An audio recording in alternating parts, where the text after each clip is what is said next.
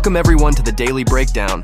Let's get into the pairs and have a look at how price has been developing and if there's going to be any trading opportunities for us today.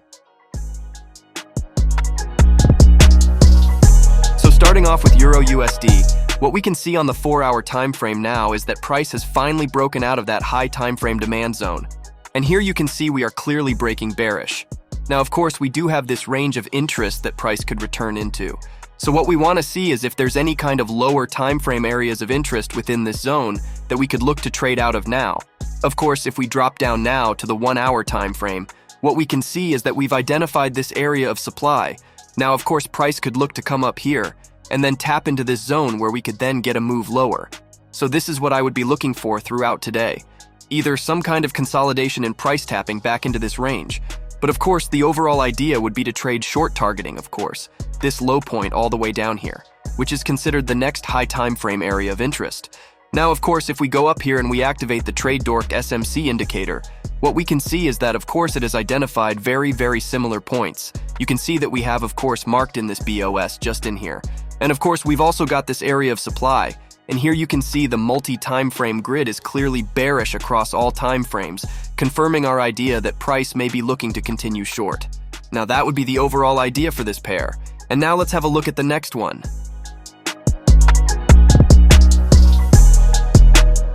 So looking now at Pound USD, what we can see is that, of course, we are trending bearish. We've had multiple breaks of structure to the downside. And of course, what we want to be doing is looking to capitalize on trading opportunities out of these areas of supply within each of the ranges. Now, of course, we are continuing to move lower, and again, we're even impulsing right now. So what again we might get is another break of structure. And of course, we may get a run on this kind of higher time frame low point of interest. Now, if we do get a run on this low point of interest in May, then see some kind of rejection. So one thing we could look for is something like this, where we may then get some kind of move back to the upside short term, either tapping into areas of supply such as this, or maybe then breaking higher where we could then look for a redistribution, before then moving lower to fill higher time frame areas of inefficiency. So that would be one idea on the cards of what we could be looking out for. As well as that, we could simply just look for trade out of here and there may not be any kind of buying opportunities. But instead what we might get is trades out of these areas or maybe even new supply like this. What we might get something like this, where we could then look for more selling opportunities. But of course, the overall bias is currently bearish.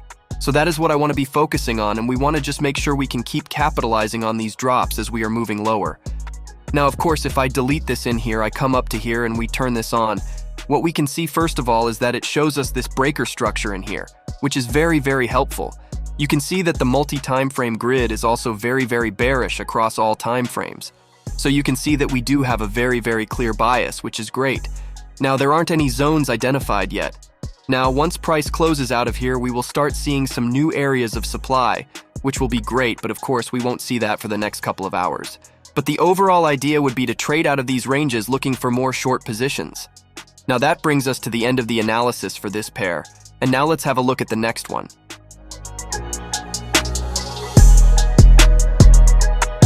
Okay, so looking at USDJPY now, what we can see is that we still are continuing this trend to the upside. From yesterday's price action, you can see that we had this break of structure up in here. Price then pulled back into the demand zone, which we then held, and then we had this really strong impulsive move to the upside. Now, there may have been opportunities to get involved in continuations within this area, but if not, then what we need to do is be patient and wait for the next potential areas of demand to get involved in. Otherwise, we're going to be looking for reversals out of higher time frame, swing points where we get liquidity sweeps. So these are the two options right now. You can see that we're having a break of structure again. So what we're going to end up doing is creating more areas of demand, such as in areas like this, where again, we can just continue to do what we did here, looking to take more buying opportunities as we continue to push higher. Now, of course, we need to remember that we are very bullish. We've had multiple breaks of structure, and eventually at some point price will want to reaccumulate, and when it does that, it will break this swing low, or it will break one of the swing lows, and then it will look to react out of lower areas of demand before then maybe continuing higher. So we need to keep an eye on that and just make sure that we are looking for correct confirmation because of how high we are and because of how much momentum we have right now. We want to just make sure that we are getting involved in high quality setups. If we now activate the TradeDork SMC Indicator, What we can see if we delete these drawings is that we have had this change of character just in here, and it's also identified for us an area of demand, which may be used, like I said, for a potential reaccumulation. If we did get some kind of deeper pullback, you can see that the multi-time frame grid is clearly bullish across all time frames, which is of course the inverse of the pound USD chart. And it's giving us that indication that price wants to keep pushing higher, and it's up to us to find those areas of interest to trade out of, to make sure that we can capitalize on this move to the upside. And that brings us to the end of the analysis for this pair. Now let's have a look at the next one. Okay, so if we have a look now at US30 first, all what we can see is that we are obviously extremely bearish right now, but we are slowly coming into these higher time frame areas of demand. Now again, like I've said many times before, what we've seen here is that we are getting this redistribution in price. That means that price is coming up, it's taking out this high point. It's creating a change of character. But what it does is it simply taps into the areas of supply, and then price looks to try and move back lower. So of course there may have been some kind of trading opportunity in this area in here. And if there was, then you could have got into sells to then trade this back down to this low point, which is what I would be targeting, looking for price action to try and come into these areas before then looking for more buying opportunities. Now, of course, from yesterday, if we drop down to the 15-minute time frame, what we can see is there was a really nice trading opportunity just in here. We can see that we had these nice breaks of the structure to the downside on the 15-minute time frame. What price then did is it correctively moved all the way back up into this area of supply. It filled all of this imbalance, also then took out the Asia range. We then had a double range mitigation on the 5-minute time frame, which would have allowed you to get involved in a trading opportunity. And then, of course, we had this beautiful move down, which then means we could have held that down for a nice 10R position. Now we've had a similar kind of thing in here where we may have had more entries to get involved in, and then now again you're seeing that we are impulsing to the downside. So that's the overall idea of what I would be looking for on this pair. More bearishness before we then may get some kind of buying opportunity. Now if I come up here and I activate this indicator, mainly what we can see at the moment if I just clear up the chart, it is identifying to us the lower lows and the lower highs. You can see in here that we have all these lower lows marked up and the lower highs, and we are clearly just moving lower in price now. So what we might do is we may get another lower low, which means that we may get a tap into this zone in here, which would be great, and then we can look forward those confirmations for potential buying opportunities. Again, you can see that even though we are in a higher time frame area of demand, we are clearly bearish across all time frames. So we need to be aware of this and continue to just trade this bearish idea, looking to get involved in those selling opportunities before then potentially reversing on the trend. That brings us to the end of the analysis for this pair, and now let's have a look at the next one. Okay, so if we have a look now at gold, what we can see is that we are still continuing these 4-hour moves to the downside, and we have an obvious area of interest at around 1901.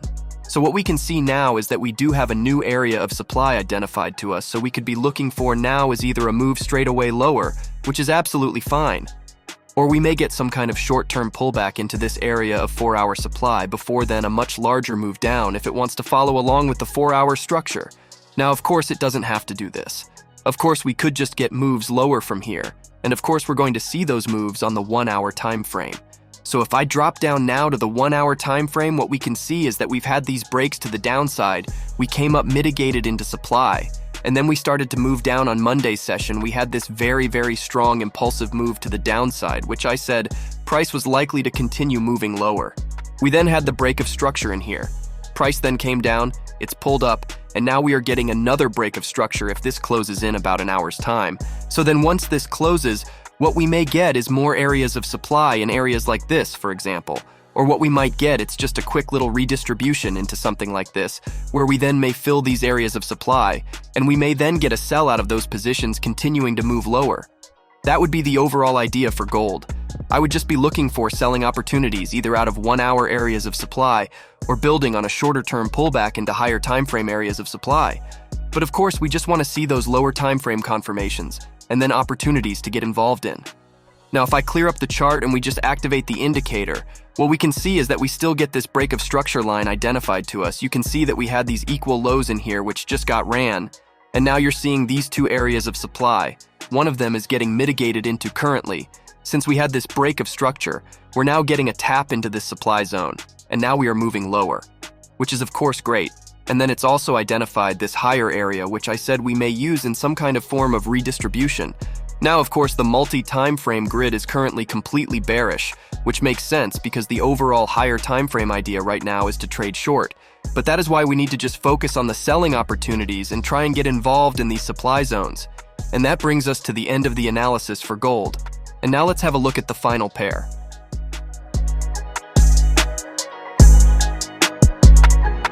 So looking at Bitcoin USD starting off on the 4-hour time frame, you can see that we are clearly just in this short-term bearish move.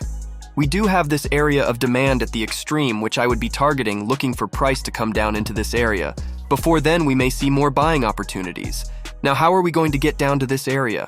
Well, we do have this current 4-hour range, since we had this break of structure, and we do have a nice supply zone of interest on this 4-hour time frame. Now, if I drop down to the 1-hour time frame, now you're going to see things in a little bit more detail. You can see here that we do have a couple of areas of supply identified to us. Now, this was the overall higher time frame one, and this is a more refined 1-hour zone. We do have this 1-hour break of structure in here, and price is currently within this range. So we may either see one more push up where we may get something like this, and then we may see price move back down to the lows, or we might just get a move down now because we have mitigated into that range. Either way, I would be looking for bearish moves ideally for the short term, until we really have a better understanding of where price action may look to react, and then move higher again. Now, if we go back up to the 4-hour time frame just quickly, and we clear up this chart just in here, what we can see if we turn on this indicator is, of course, we do have both of these areas of demand. You can see that if we clear up my zone here, you can then see that it's identified the same areas, which is great again. It's giving us an idea of where we could see a potential reversal from, as well as that we have obviously identified this change of character just in here. And we do have an area of supply which we could work off of, which is of course brilliant. And then if we have a look at the multi-time frame grid, you can see that we do have a clear bearish sentiment across the majority of the time frames, except for the 15-minute. So overall, we would be looking for these bearish moves in price exactly how we said, looking for trades out of the supply, down into these deeper areas of demand. So that brings us to the end of the analysis for Bitcoin USD and the end of the analysis for the day.